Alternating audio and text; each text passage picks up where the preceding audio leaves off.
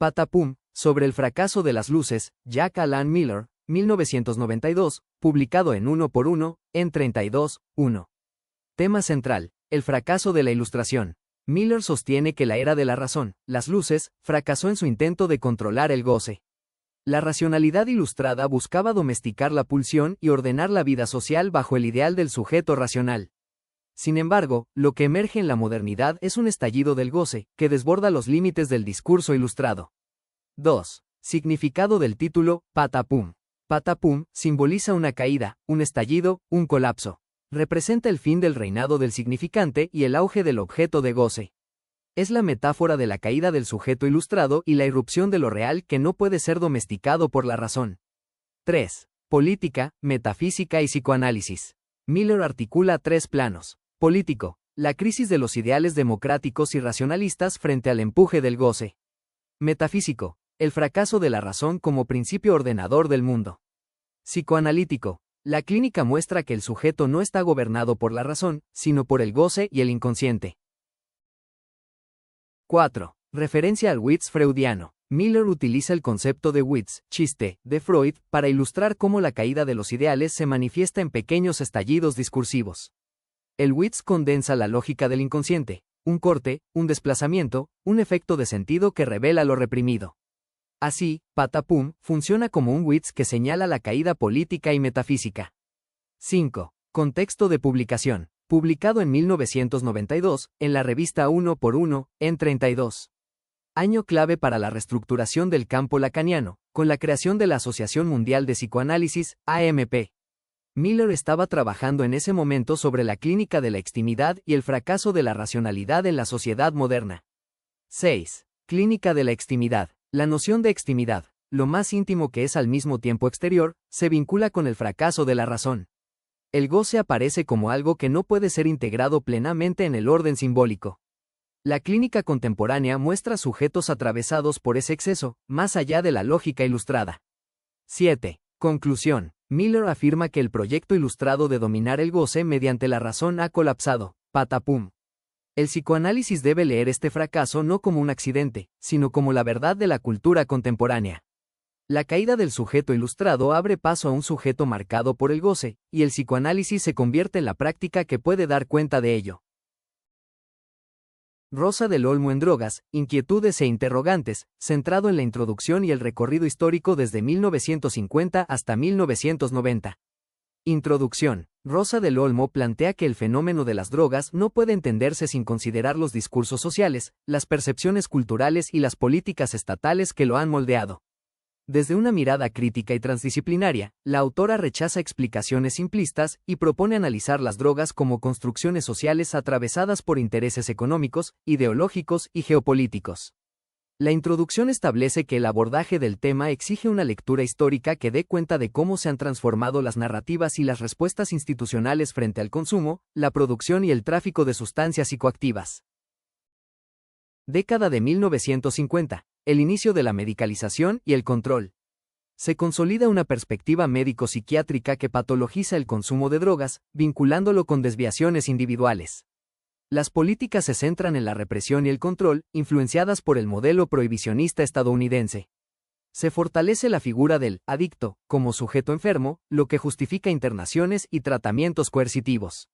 El discurso dominante invisibiliza las dimensiones sociales y culturales del consumo, reduciéndolo a un problema clínico. Década de 1960. Contracultura y expansión del consumo. El auge de los movimientos juveniles y contraculturales desafía las normas sociales y promueve el uso de drogas como forma de exploración espiritual y protesta política.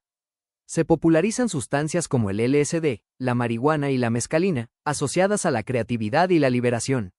Las instituciones responden con alarma moral, intensificando la criminalización y el estigma. Rosa del Olmo destaca cómo el consumo se vuelve visible en sectores medios y altos, lo que modifica las percepciones sociales.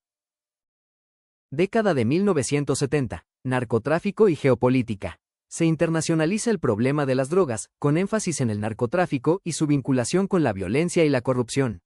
Surgen discursos que asocian las drogas con la desestabilización política, especialmente en América Latina.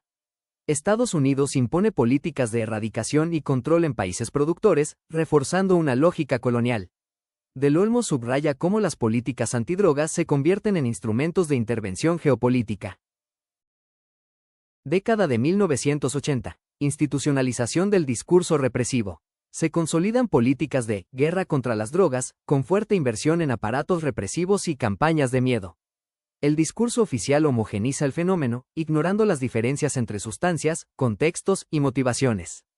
Se refuerza la figura del traficante como enemigo público y del adicto como sujeto peligroso. Rosa del Olmo critica la simplificación del problema y la ausencia de enfoques preventivos, educativos y comunitarios. Década de 1990. Apertura a enfoques alternativos. Comienza a cuestionarse el fracaso del modelo represivo, y se abren espacios para el debate sobre legalización, reducción de daños y derechos humanos. Surgen iniciativas de salud pública que reconocen la complejidad del fenómeno y promueven intervenciones integrales. Del Olmo destaca la necesidad de construir políticas desde una mirada latinoamericana, sensible a las realidades locales y a las voces de los usuarios. Prólogo de Geopolítica de las drogas de Alain Labrus, con prólogo de Raúl Zaffaroni. Introducción, Geopolítica de las drogas.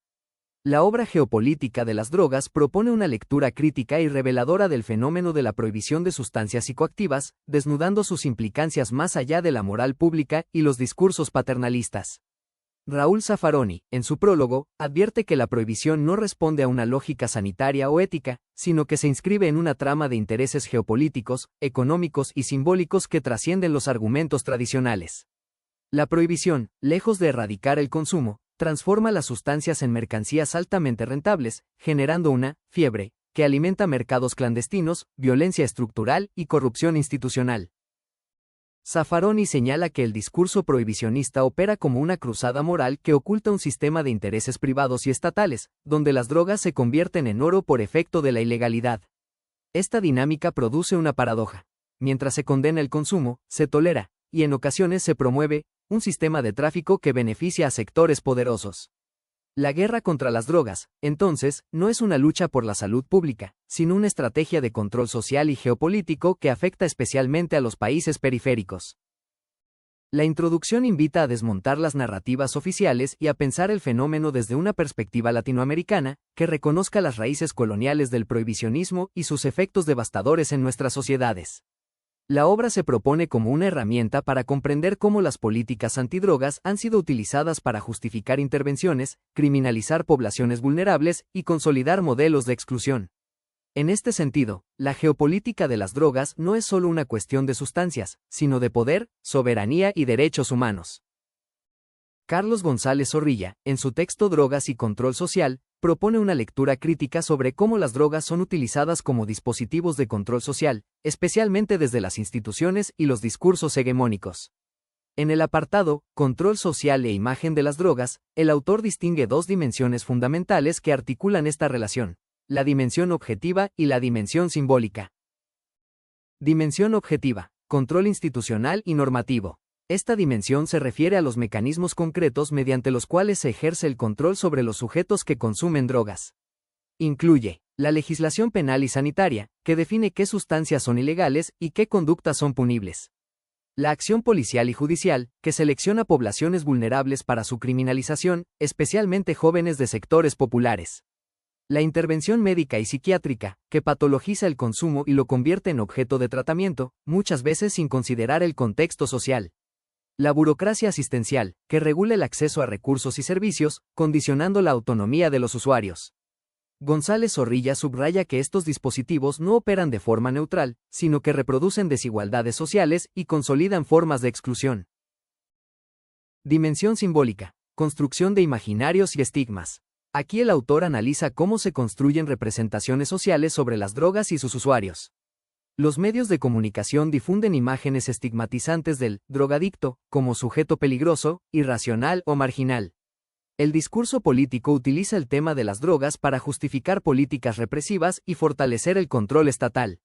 La cultura institucional reproduce prejuicios que dificultan abordajes comprensivos y respetuosos. Esta dimensión simbólica no solo legitima la intervención coercitiva, sino que configura el modo en que la sociedad percibe el fenómeno, muchas veces ignorando su complejidad y diversidad.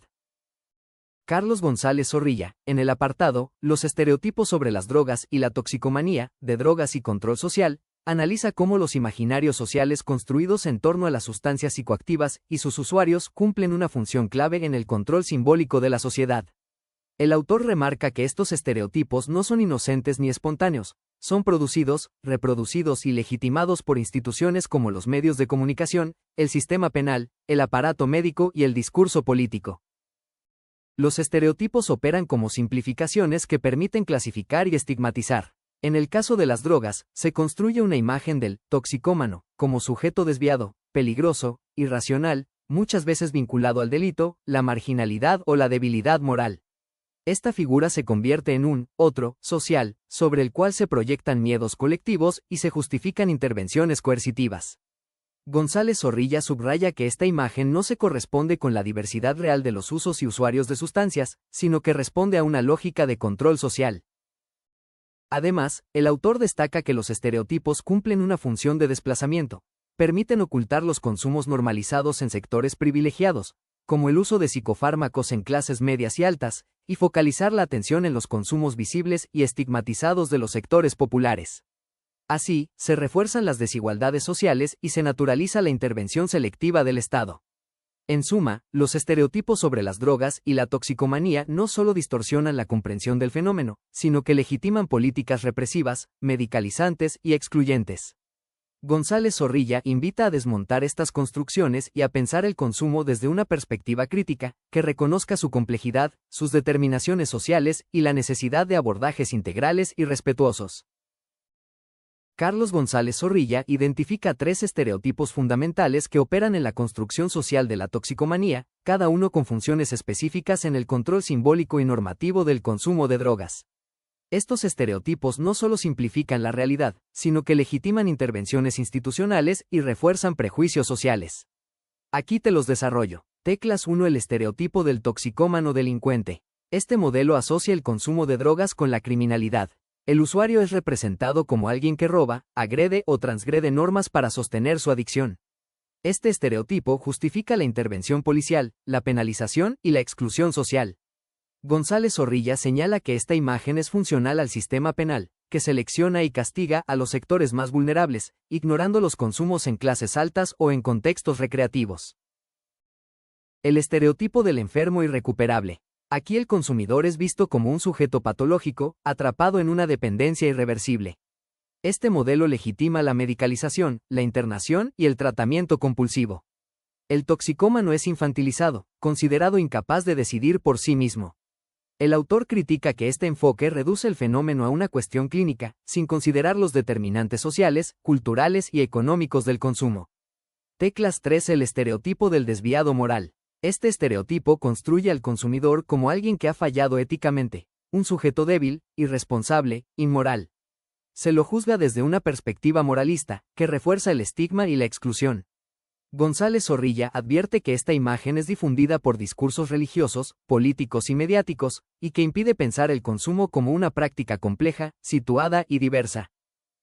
Carlos González Zorrilla, en el apartado Drogas y control penal, la ilusión represiva, desarrolla una crítica profunda al vínculo entre drogas y sistema penal, desmontando la idea de que la represión es una solución efectiva al fenómeno de la toxicomanía.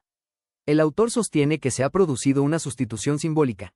La imagen del toxicómano enfermo ha sido reemplazada por la del delincuente, generando una asociación directa entre consumo de drogas y criminalidad.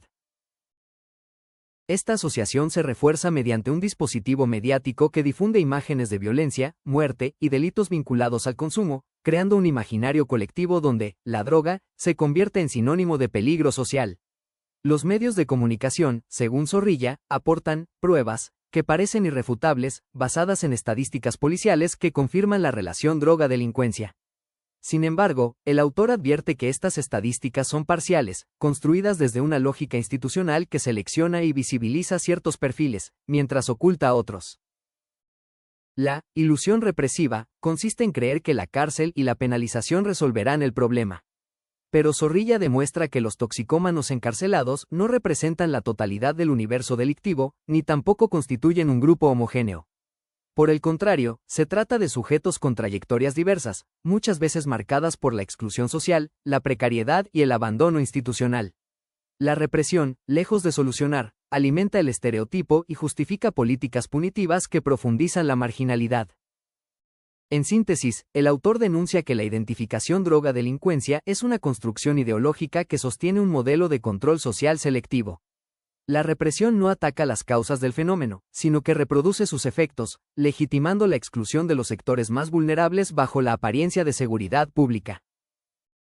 Carlos González Zorrilla, en el apartado Drogas y proceso penal, entre la represión y el tratamiento, analiza la tensión estructural entre dos modelos de abordaje que conviven, y muchas veces colisionan, dentro del sistema judicial, el modelo punitivo y el modelo terapéutico. Esta dualidad revela una ambigüedad institucional que oscila entre castigar y curar, entre excluir y rehabilitar. La lógica represiva se sostiene en la identificación droga-delincuencia, que legitima la intervención penal como respuesta necesaria frente al consumo. El proceso penal se convierte en un dispositivo de control social que selecciona y sanciona a los sectores más vulnerables, reforzando estigmas y desigualdades. El autor señala que esta lógica no se basa en evidencias sobre la eficacia de la represión, sino en una construcción ideológica que alimenta el miedo y la exclusión. La lógica terapéutica, por otro lado, introduce la figura del adicto enfermo, que requiere tratamiento. En este modelo, el proceso penal se transforma en una vía para canalizar al sujeto hacia instituciones médicas o programas de rehabilitación. Sin embargo, González Zorrilla advierte que esta medicalización no siempre implica una humanización del abordaje. Muchas veces, el tratamiento se impone como condición judicial, sin respetar la autonomía del sujeto ni considerar su contexto social. El autor subraya que esta ambivalencia genera una zona gris en la que el sistema penal oscila entre castigar y tratar, sin resolver las causas estructurales del consumo ni garantizar derechos. El proceso penal se convierte así en un espacio de disciplinamiento, donde el sujeto es moldeado según criterios normativos que no siempre responden a su realidad.